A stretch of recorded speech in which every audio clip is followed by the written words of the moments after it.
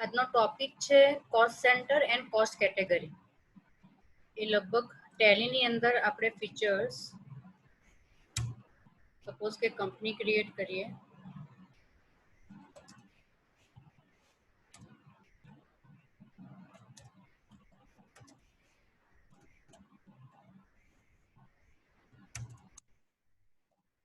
Cost center and cost category नाम की एक कंपनी क्रिएट कर ली. ये फीचर्स हमको यहाँ पे शो होता है F11 में. अकाउंटिंग फीचर्स के अंदर यहाँ पे कॉस्ट एंड प्रॉफिट मैनेजमेंट में है, मेंटेन कॉस्ट सेंटर का ऑप्शन है, और देन उसके साथ उसके बाजू में है मोर than one payroll cost category. ये एक ऑप्शन हमारे पास है. ये दोनों ऑप्शन यूज कब होते हैं? फॉर एग्जांपल हमने एक एग्जांपल यहाँ पे लिया है. फॉर एग्जांपल मेरा कोई एक्सपेंस हो रहा है या मेरी कोई इनकम हो रही है, तो बहुत सारे हमारे कैटेगरी वाइज हो रही है. जैसे कि कोई एक्सपेंस हमारा हो रहा है तो मुझे डिस्ट्रीब्यूट करना है कि भाई मार्केटिंग को मैंने कितना एक्सपेंस किया, मैन्युफैक्चरिंग को मैंने कितना एक्सपेंस किया, फाइनेंस को कितना किया, राइट. तो बहुत सारे हमारे कॉस्ट, हमारी जो कॉस्ट निकालनी है वो बहुत सारे कॉस्ट सेंटर बन रहे हैं कि कितना कितना हमारा मार्केटिंग में एक्सपेंस हो रहा है, कितना हमारा मैन्युफैक्चरिंग डिपार्टमेंट में एक्सपेंस हो रहा है. तो ये बहुत सारे जब हमारे कॉस्ट सेंटर बढ़ जाते हैं तो उसको हम कैटेगरी वाइज डिवाइड कर लेते हैं. जैसे कि ये सारे हमने मार्केटिंग है, मैन्युफैक्चरिंग को डिपार्टमेंट में डाल दिए. उसके बाद अगर हमारे एग्जीक्यूटिव जो होते हैं, जो मार्केटिंग में जाते हैं, सेल्समैन जो सारे होते हैं, उसको हमने एक ग्रुप बना दिया एग्जीक्यूटिव. तो सेल्समैन कितना एक्सपेंस हमारा उसके साथ खर्च हो रहा है. यानी कि बहुत बड़ी बड़ी कंपनी होती है तो उनको इस तरह से पार्ट लगाने होते हैं, तो एग्जैक्टली पता चले कि कितना एक्सपेंस हो रहा है हमारा कौन से डिपार्टमेंट है या एग्जीक्यूटिव में या प्रोजेक्ट में. तो उसके लिए हम ये एग्जांपल देखेंगे. आप इस तरह से भी कर सकते हो, जैसे कि सपोज के हम सैलरी पे कर रहे हैं, तो सपोज के सैलरी हमने पे कर ली तो हम एक ही एंट्री कर लेते हैं, salary expense account debit to cash और बैंक. लेकिन हमको दिखाना है कि हमने कौन कौन से व्यक्ति को सैलरी दी, तो हम इस तरह से कॉस्ट सेंटर भी क्रिएट कर सकते हैं कि भाई मैंने ये सेल्समैन को इतनी सैलरी दी, ये सेल्समैन को इतनी सैलरी दी, ये सेल्समैन को इतनी सैलरी दी, राइट. इस तरह से हम जो भी हमारी इनकम या एक्सपेंस हो, इस तरह से हम डिवाइड कर सकते हैं. उसके लिए हमने फर्स्ट हमको कंपनी क्रिएट करनी पड़ेगी, जो हमने कर ली है. टॉपिक हमारे जो ऑप्शन है वो यस करने पड़ेंगे. मेंटेन कॉस्ट सेंटर का ऑप्शन यस, और then maintain more than one payroll cost category yes. ये दो ऑप्शन यस करने पड़ेंगे.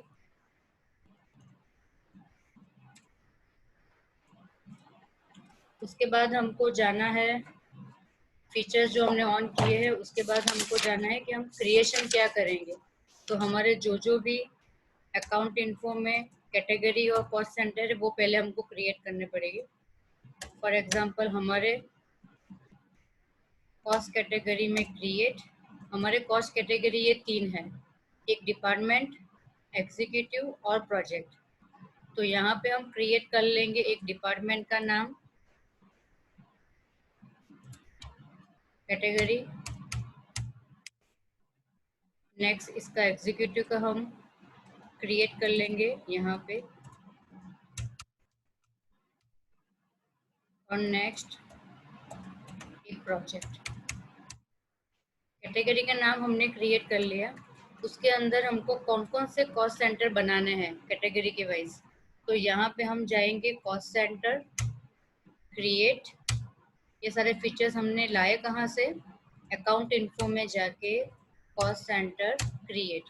यहाँ पे फर्स्ट कैटेगरी पूछ रहा है, तो पहले हमको डिपार्टमेंट की कैटेगरी के सारे नाम डिस्प्ले करने हैं. तो हम सिलेक्शन करेंगे डिपार्टमेंट का. डिपार्टमेंट के अंदर देखो यहाँ पे चार है, marketing, manufacturing, finance and building. तो यहाँ पे चारे नाम हमको यहाँ पे क्रिएट करने पड़ेंगे, मार्केटिंग, मैन्युफैक्चरिंग, फाइनेंस और बिल्डिंग. ये सारे नाम हमने क्रिएट कर लिए. उसके बाद नेक्स्ट कैटेगरी हमारी है एग्जीक्यूटिव की. तो एग्जीक्यूटिव में हमारे कौन है, तो यहाँ पे हम सेल्समैन के नाम डिस्प्ले कर लेंगे. फॉर एग्जांपल मेरे सेल्समैन के नाम है सेल्समैन ए, सेल्समैन बी, और सेल्समैन सी, राइट। उसके बाद हमारे 2 प्रोजेक्ट जो चल रहे हैं उसमें एक्सपेंस हो रहा है, तो हमने प्रोजेक्ट को भी एक नाम दे दिया। जैसे कि मेरा एक प्रोजेक्ट चल रहा है एयरपोर्ट का और दूसरा चल रहा है रोड कंस्ट्रक्शन का। तो आप अपने बिजनेस के हिसाब से कोई भी कैटेगरी और कॉस्ट सेंटर हम क्रिएट कर सकते हैं, राइट। उसके बाद फॉर एग्जांपल हमें अभी एग्जांपल एक देखना है कि इसको हम एंट्री में किस तरह से सिलेक्शन करेंगे। तो मैंने यहाँ पे एक एग्जांपल यहाँ पे लिया है। फर्स्ट मेरा है, सपोज के यहाँ पे है पेट्रोल एक्सपेंस जो मेरा 18,000 है, ठीक है। डेट वाइज मैंने डिवाइड किया है क्योंकि एंट्री में कंफ्यूजन होता है, सारी एंट्री हम एक साथ में नहीं कर सकते, इसलिए हमने डेट अलग अलग कर दी है, तो साथ में एंट्री हम नहीं करें। तो पहले हमको यहाँ पे अप्रैल की पेट्रोल एक्सपेंस की एंट्री करनी है 7,000 की। उसके बाद नेक्स्ट एंट्री पेट्रोल की करनी है 6500 की, और एक लास्ट एंट्री पेट्रोल एक्सपेंस की करनी है 4500। यानी कि हमको टोटल 18,000 की एंट्री नहीं करनी है, हमको ये 3 एंट्री बतानी पड़ेगी अलग अलग। तो पहले हम ये लेते हैं पेट्रोल एक्सपेंस वाली एंट्री 10/4। अकाउंटिंग वाउचर में हम पेमेंट कर रहे हैं, यानी कि एक्सपेंस की एंट्री पेमेंट में आएगी। यहाँ पे पेट्रोल एक्सपेंस का लेजर नहीं है, तो हम ये क्रिएट कर लेते हैं पेट्रोल एक्सपेंस।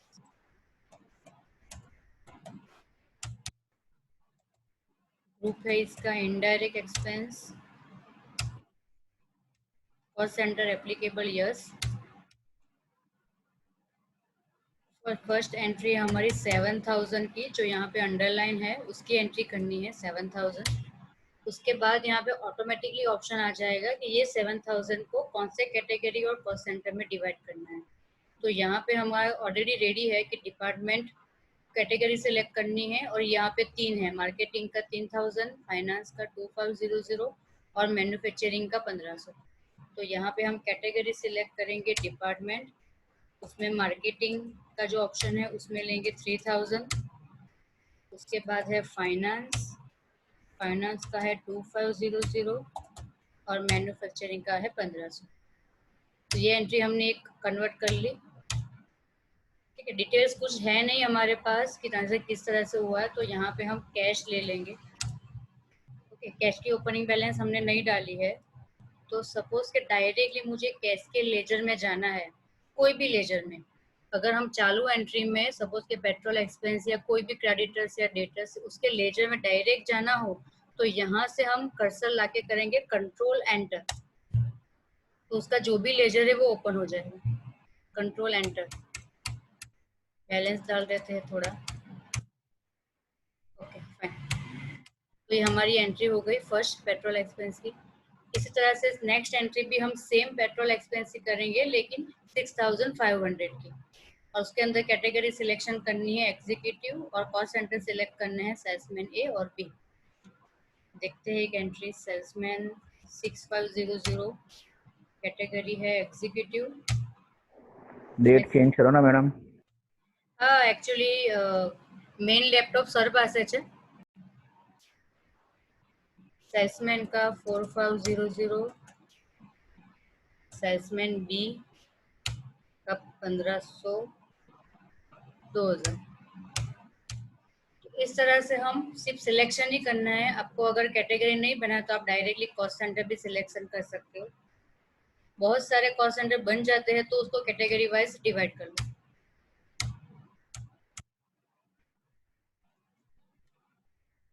राइट। इस तरह से ये सेम दूसरा ऑप्शन भी इस तरह से ही होगा, सिंपल कि petrol expense account 4,500, then category में प्रोजेक्ट और यहाँ पे एयरपोर्ट और रोड। सेम फीचर्स हम करेंगे, पेट्रोल एक्सपेंस 4,500, प्रोजेक्ट, प्रोजेक्ट में एयरपोर्ट में हमारा एक्सपेंस हो रहा है 2,250 और रोड में हो रहा है हमारा 2,50 कैश, राइट। ये एक सिंपल हमारा एग्जाम्पल है पेट्रोल एक्सपेंस का, ठीक है। जो हमने पैम्पलेट में यूज किया है वो हमारे ऐसे 3 एग्जाम्पल है, ठीक है। सेम रिपीट ही है। अगर यहाँ पे सैलरी एक्सपेंस ले लो या स्टेशनरी एक्सपेंस ले लो, तो इसी तरह से सेम एंट्री आपको करनी है, सिर्फ ये डिपार्टमेंट, ये सिलेक्शन, ये क्रिएट कैसे करना है सिर्फ वो समझना है। उसके बाद एक्सपेंस की एंट्री तो हमको नॉर्मली आती है, लेकिन ये सिर्फ सिलेक्शन करना है कैटेगरी वाइज और कॉस्ट सेंटर वाइज। इसी तरह से सेम एंट्री यहाँ पे रिसीव्ड है, रेंट रिसीव्ड, हमको रेंट मिल रहा है इस तरफ से, तो वो भी हमने कैटेगरी वाइज और कॉस्ट सेंटर वाइज यहाँ पे डिवाइड किया है, तो वो भी सिंपल एंट्री F6 में आएगी। रेंट का एक लेजर क्रिएट कर लेते हैं, rent indirect income,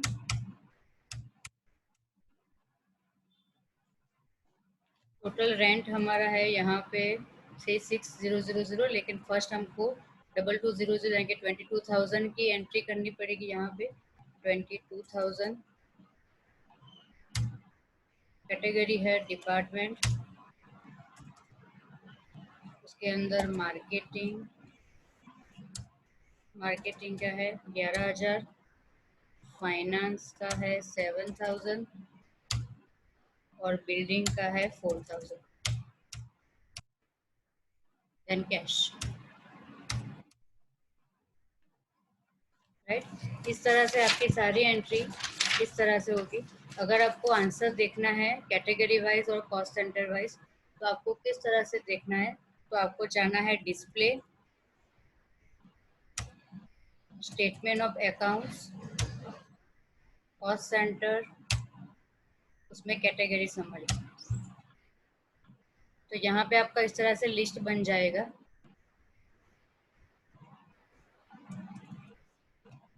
department, executive और प्रोजेक्ट, तो आपके जो भी कैटेगरी कैश सेंटर है इस तरह से आपका पूरा लिस्ट बन जाएगा और कौन कौन सा एक्सपेंस हुआ है वो पता चलेगा, राइट। तो इस तरह से आप ऐसी बहुत सारी एंट्री मैंने एग्जाम्पल में दी है, तो आप इस तरह से प्रैक्टिस कर सकते हो।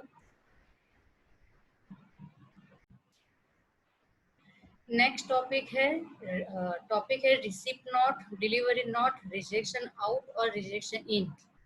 अभी इसका यूज क्या है, फॉर एग्जाम्पल पहले हम रिसिप्ट नोट समझते हैं। रिसिप्ट नोट का मीनिंग है कि फॉर एग्जाम्पल हमने परचेस ऑर्डर की एंट्री आगे सीखी थी कि हमको परचेस ऑर्डर किस तरह से देना है, राइट। तो उसके बाद हमने परचेस ऑर्डर से लेके परचेस में एंट्री किस तरह से कन्वर्ट करनी है वो भी हमने देखा था। लेकिन कई बार ऐसा होता है कि जो भी हमारा सपोज से इस तरह का गुड्स होता है कि जो हम ऑर्डर देते हैं उसके बाद उसका कच्चा बिल आता है, कि वो वाउचर लेके, सिंपल वाउचर रिसिप्ट लेके आता है कि भाई आपका डिलीवर माल हो गया है, वो सिर्फ डिलीवरी नोट लेके आता है, राइट। तो अगर हमारा पक्का बिल अभी नहीं आ रहा है तो हम ये जो कच्चा बिल है उसकी एंट्री परचेस ऑर्डर के बाद कहाँ पे करेंगे, तो उसकी एंट्री आएगी रिसिप्ट नोट में। उसके बाद अगर हम माल चेक करेंगे, अगर वो ओके होगा तो फिर वो हमारा पक्का बिल क्रिएट करेंगे और फिर उसकी एंट्री हम परचेज F9 में डालेंगे, राइट। इसी तरह से अगर हम कच्चा बिल की एंट्री परचेस ऑर्डर की रिसिप्ट नोट में कर रहे हैं तो सामने वाला डिलीवरी नोट में करेगा, यानी कि परचेज के लिए रिसिप्ट नोट और सेल्स के लिए डिलीवरी नोट। क्लियर। उसके बाद है रिजेक्शन आउट और रिजेक्शन इन। इसका क्या मीनिंग है, फॉर एग्जाम्पल हमने परचेज ऑर्डर दिया 100,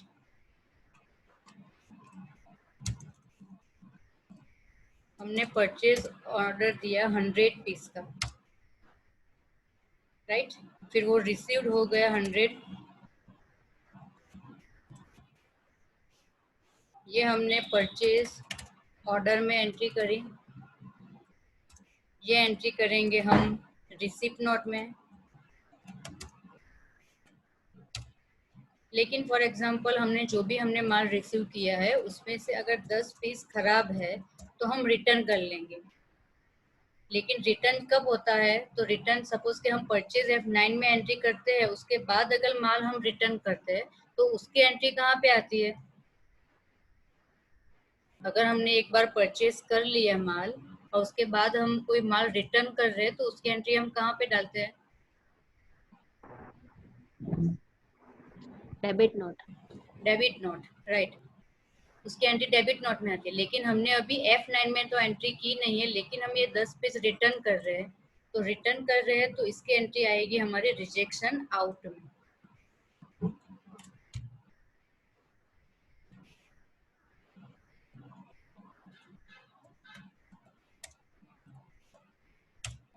राइट। उसके बाद हम जो भी हमारा पक्का बिल आएगा वो 90 पीस का आएगा, और उसकी एंट्री करेंगे हम परचेज F9। क्लियर? यानी कि परचेज ऑर्डर के बाद जो भी हमारा कच्चा बिल आता है उसकी एंट्री हम रिसीप्ट नोट में करेंगे। उसके बाद अगर कोई माल खराब है और हम रिटर्न कर रहे हैं तो उसकी एंट्री रिजेक्शन आउट में बताएंगे। यानी कि ये 3 की इफेक्ट अकाउंटिंग में नहीं होगी, अकाउंटिंग में स्टॉक में इसकी इफेक्ट नहीं होगी। ये सिर्फ हमारे रिमाइंडर के लिए, हमको याद रखने के लिए कि हमने जो भी माल, हम जो ट्रांजेक्शन कर रहे हैं उसको याद रखने के लिए। उसके बाद एक्चुअली ये ट्रांजेक्शन से साथ हमारा अकाउंटिंग स्टार्ट होगा। राइट। उसके बाद भी अगर हम 10 पीस वापस कर रहे हैं, कि अभी पता चला कि नहीं ये 10 पीस भी खराब है, तो इसके एंट्री हम कहाँ पे करेंगे? डेबिट नोट में। डेबिट नोट यानी कि परचेज रिटर्न।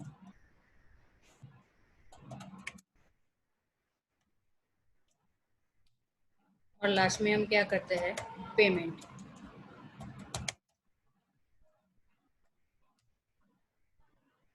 क्लियर? ये सेम ट्रांजेक्शन अगर सेल्स है तो हमारे लिए ये जो सेल्स परचेस ऑर्डर है, तो यहाँ पे सेल्स ऑर्डर, रिसिप्ट नोट के बजाय डिलीवरी नोट, रिजेक्शन इन, सेल्स F8, क्रेडिट नोट और रिसिप्ट। क्लियर? ये ट्रांजेक्शन हमको शो कहाँ पे करेंगे? फॉर एग्जांपल मैंने ये एग्जांपल हमारे पैम्पलेट में है ही ऑलरेडी, आपको मिल जाएगा 76 नंबर के पेज पे। यहाँ पे एग्जांपल हमने लिया है सा एजेंसी की नई कंपनी हम क्रिएट करेंगे। जो भी फीचर्स हमको यस नो करने हैं वो यहाँ पे ऑलरेडी है, डिस्प्ले किए हमने। कौन कौन से लेजर हमको क्रिएट करने हैं वो भी यहाँ पे डिस्प्ले में है। कौन सी स्टॉक आइटम क्रिएट करनी है वो भी है। ठीक है, चलो प्रैक्टिकली देखते हैं। ये पैम्पलेट तो आपको मिलने वाला है। प्रैक्टिकली देखते हैं, एक नई कंपनी क्रिएट करते हैं हम। रिसिप्ट नोट,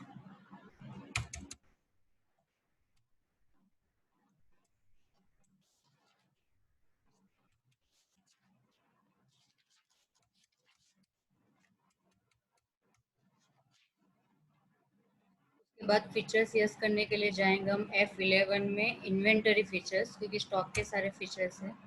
यहाँ पे पहले हमको ऑर्डर की एंट्री तो करनी है, तो यहाँ पे परचेस ऑर्डर और सेल्स ऑर्डर यस कर दो। उसके बाद डेबिट क्रेडिट नोट को भी चाहिए हमको, तो डेबिट क्रेडिट नोट के जो तो 3 फीचर्स हम यस करते हैं उसको भी यस कर दो। अब ये जो रिजेक्शन वाला ऑप्शन है वो यहाँ पे है, use tracking numbers, enable delivery and receipt note yes, use rejection inward and outward notes yes. तो ये 2 फीचर्स हमको यहाँ पे यस करने हैं।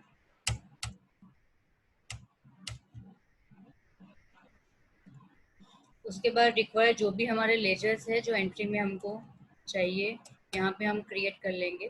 कैश का ओपनिंग बैलेंस थोड़ा डाल दो। उसके बाद यहाँ पे पार्टी का नाम है, परचेज कर रहे हैं तो sundry creditors, bill by bill yes. एक परचेज का लेजर चाहिए तो एक परचेज का लेजर क्रिएट कर लो।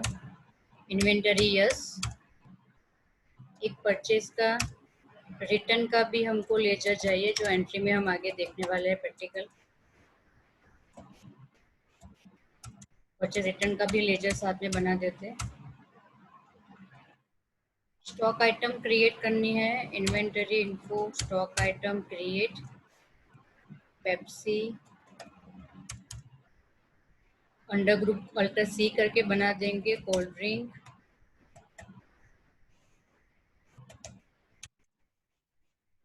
और यूनिट में बना देंगे बॉटल्स।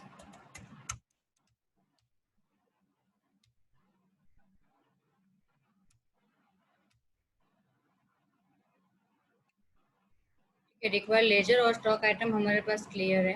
अभी हमारा फर्स्ट एग्जांपल ये है कि हमने तुषार शाह को 2 मंथ की मुद्दत के लिए पेप्सी का 1000 का ऑर्डर दिया, राइट। तो ऑर्डर की एंट्री हमको करनी है 1000 बोतल की, यहाँ पे स्क्रीन पे आ रहा है। परचेस ऑर्डर की एंट्री करनी है, उसकी एंट्री आती है अल्टर F4 परचेस ऑर्डर। तो अकाउंटिंग वाउचर में चले जाओ या ऑर्डर वाउचर में चले जाओ। अगर शॉर्टकट पता है तो हम अल्टर F4 से जा सकते हैं। एक ही एंट्री है तो आप कोई भी वाउचर में जाके शॉर्टकट की प्रेस करोगे तो आ जाएगा, राइट। यहाँ पे एंट्री है तुषार शाह, आज डेट चेंज नहीं होगी।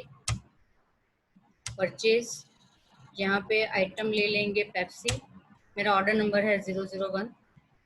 2 मंथ के लिए हमको दिया है परचेज ऑर्डर, तो हमने 2 मंथ यहाँ पे लिख दिया। क्वांटिटी है हमारी 1000 बॉटल और एक का रेट है 10। तो हमने ऑर्डर की एंट्री यहाँ पे कर ली। उसके बाद ऑर्डर की एंट्री के बाद अगर हमको मिल गया है लेकिन वो कच्चा बिल है तो उसकी एंट्री हम करेंगे रिसिप्ट नोट में अल्टर F9। ये सारे फीचर्स आपको यहाँ पे नहीं शो कर रहे हैं, राइट। उसके लिए आपको यहाँ इन्वेंटरी वाउचर में जाना पड़ेगा। यहाँ पे आपको शो करेगा हमने फीचर्स यस किए, देखो rejection in, rejection out, delivery note, receipt note. तो अगर आपको शॉर्टकट याद नहीं तो आप इन्वेंटरी वाउचर में जाके भी कर सकते हो। अदरवाइज आपको शॉर्टकट की पता है तो आप कोई भी फीचर्स में जाके अल्टर F9 करोगे तो रिसिप्ट नोट आ जाएगा। सेम एंट्री, कच्चा बिल मिल गया है तो उसकी एंट्री हम करेंगे कि तुषार शाह के पास से परचेज का जो माल है वो हमारे पास मिल गया। ट्रैकिंग नंबर जो 1 ऑर्डर है हमारा वो ले लो यहाँ से। तो क्वांटिटी रेट अपने आप आ गया 1000 बॉटल। ये हमने रिसीव्ड कर लिया माल, उसका हमने एक रिसिप्ट नोट क्रिएट कर लिया। उसके बाद हमारे एग्जाम्पल में है कि अगर 10 बॉटल्स खराब आ गए जो हमने रिटर्न कर लिए, तो अभी पक्का बिल तो बना नहीं है, तो उसकी एंट्री हम कहाँ पे करेंगे, रिजेक्शन आउट में। रिजेक्शन आउट की शॉर्टकट की है alter F6। Alter F6 rejection out. Ledger account, यहाँ पे लेजर अकाउंट है तुषार शाह। सप्लायर का नाम भी वही है सेम, अगर डिटेल्स है एड्रेस वगैरह तो यहाँ पे हम डालेंगे। आइटम ले लो पेप्सी। ट्रैकिंग नंबर, यहाँ पे हम सिर्फ 10 बॉटल ही रिटर्न कर रहे हैं तो यहाँ पे क्वांटिटी चेंज करनी पड़ेगी 10 bottle. Then end of list. Okay, right. हमने ऑर्डर ले लिया, माल भी रिटर्न कर लिया। अभी एक्चुअल में हमारा जो परचेज हमने की है उसका पक्का बिल आएगा, तो परचेज की एंट्री हमको F9 में डालनी है, वो हमको आता है। अभी यहाँ पे F9 में हम जब एंट्री करेंगे, पार्टी का नाम mister Tushar Shah, purchase, item selection करेंगे, ठीक है। ऑर्डर नंबर हम यहाँ पे लेंगे, ऑटोमेटिक यहाँ पे 990 बॉटल अपने आप आ जाएगी पक्का बिल की। यहाँ पे 1000 शो नहीं करेगी, यानी कि एक्चुअली हमने 990 रुपये की 90 बॉटल की परचेज की एक्चुअल, जो जो ऑटोमेटिक ये अकाउंटिंग में अभी इफेक्ट हो जाएगी,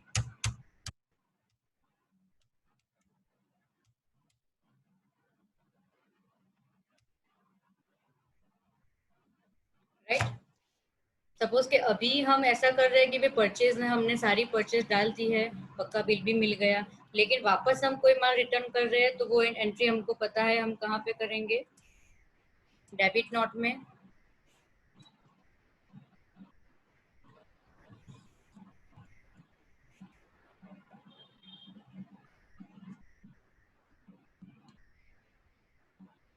ओके, इसकी एंट्री करेंगे हम डेबिट नोट में। तो सिंपल डेबिट नोट में तो सिंपल पता है मिस्टर तुषार शाह, यहाँ पे लेना है परचेज रिटर्न, इसकी इफेक्ट आएगी। पेप्सी की जो बॉटल हमने परचेज की है उसमें से सिर्फ हम 5 बॉटल ही रिटर्न कर रहे हैं।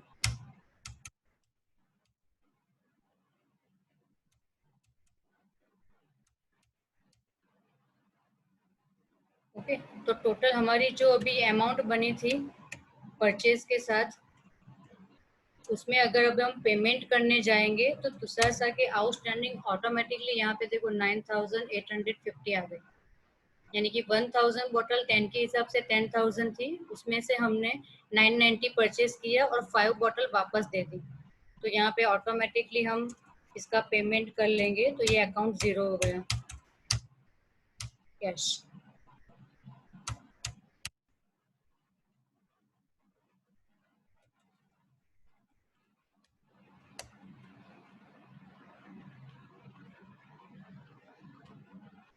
देखो यहाँ पे सारी एंट्री हमने डेट चेंज नहीं की, सारी एंट्री यहाँ पे डिस्प्ले हो रही है कि जो भी हमने यहाँ पे रिसिप्ट नोट बनाई थी, रिजेक्शन आउट किया था, परचेज किया था, ये सारी एंट्री हमको यहाँ पे डिस्प्ले हो रही है। अगर हम स्टॉक देखने जाएंगे तो स्टॉक में सिर्फ कोल्ड ड्रिंक यहाँ पे इतना ही बताएगा 990 का।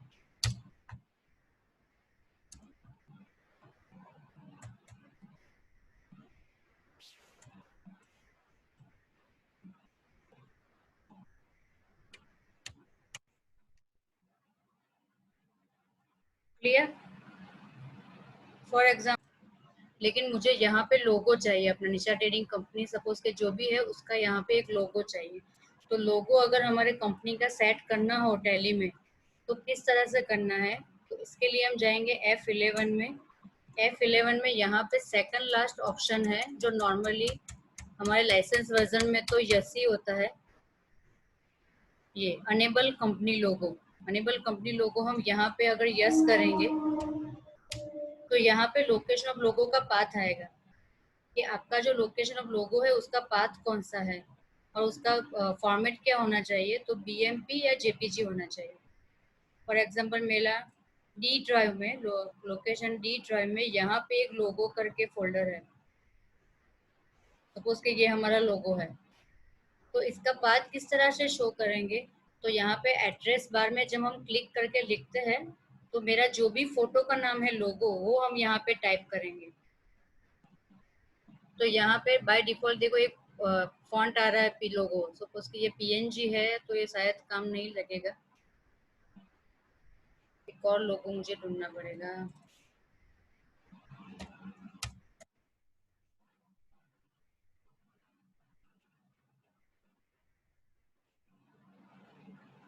ओके, ये एक और लोगो है JPG, उसका हम नाम चेंज करते हैं लोगो 1।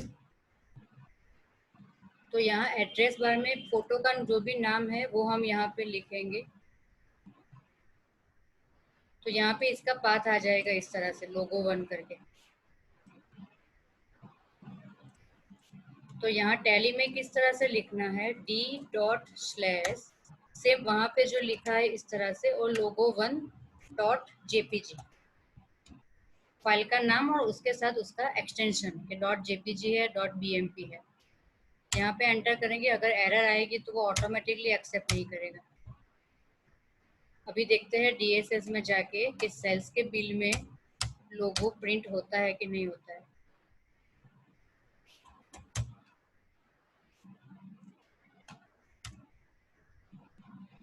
देखो जो भी हमने फोटो यहाँ पे सिलेक्ट किया था वो लोगो के हिसाब से यहाँ पे आ गया। एक बार फिर रिपीट कर रही हूँ, सेट किस तरह से करना है। F11 में अकाउंटिंग फीचर्स में यहाँ पे लास्ट ऑप्शन है अनेबल कंपनी लोगो, ये यस करेंगे। ये लोकेशन हमको जानना है कि हमारा जो फोटो है वो कहाँ पे है। अगर बहुत लंबा पाथ है तो आप कोई भी सिंपल डी ड्राइव में इस तरह से रख दो, फिर उसका लोकेशन का यहाँ पे हम जब नाम क्लिक करेंगे तो यहाँ पे उसका नाम इस तरह से आएगा। फिलहाल तो अभी इसका शो नहीं कर रहा है, लेकिन लोगो 1.jpg इस तरह से पूरा आएगा। यहाँ पे ये पूरा का पूरा यहाँ पे इस तरह से लिख दो आपका जो भी नाम वगैरह है वो, और .extension.jpg, then enter enter enter. उसके बाद सेल्स की जो भी हमारी एंट्री हमने की है, कोई भी एंट्री की हम प्रिंट निकालेंगे तो यहाँ पे आपका लोगो आ जाएगा। क्लियर? क्या लाए हो वैशाली, मीत? हाँ मैडम। मैडम